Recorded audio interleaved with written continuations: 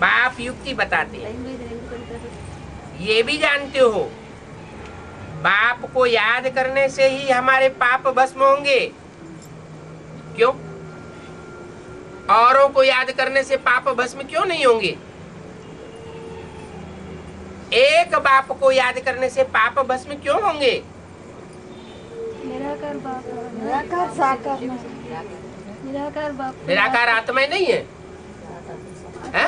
निराकार बाप साकार में आए हुए हैं ना। साकार में आया हुआ है, तो निराकार की निशानी क्या?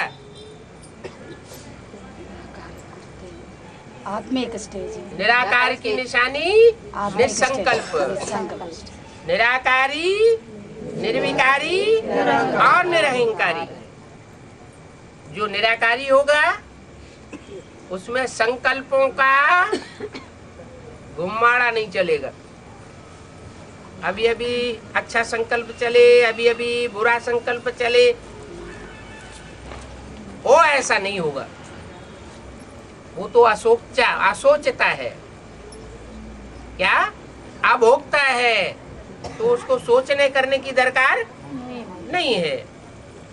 तो जिसको सोचने करने की दरकार ही नहीं है, अकर्ता कहा जाता है।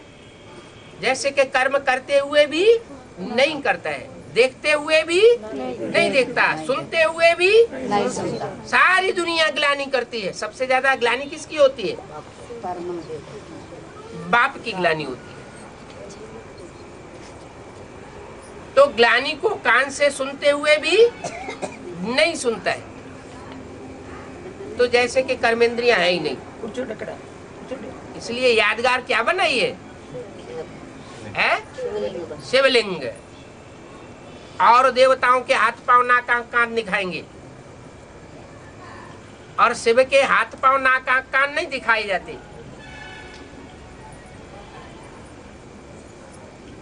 उसको गोल आकार का दिखाया जाता है, अंडाकार। जैसे कि हाथ पांव नाक आंख कान है ही नहीं।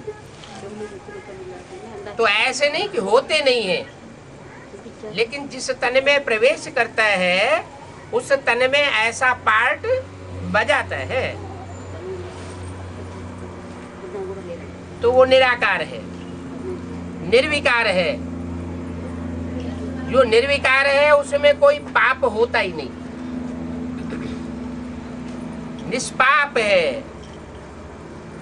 जो निष्पाप है उसको याद करने से हम भी कैसे बनेंगे? निष्पाप बनेंगे। कोई हमारे साथ में पापी रहता हो, महापापी, और उसको याद करेंगे तो क्या बनेंगे? पापी बनेंगे। और हम निष्पाप को याद करेंगे तो निष्पाप बनेंगे। हमारे पाप अगर होंगे भी तो वो पाप सारे भस्म होते रहे। मुख्य बात है ये है क्या? जैसे को याद करेंगे वैसे ही बनेंगे। चोर डकैतों को याद करेंगे तो चोर डकैत बनेंगे। दुष्ट को याद करेंगे तो दुष्ट बनेंगे।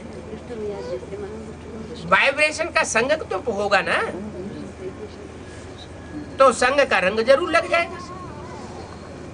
हम निष्पाप निष्कलंक बाप को याद करेंगे तो हम भी निष्पाप बनेंगे।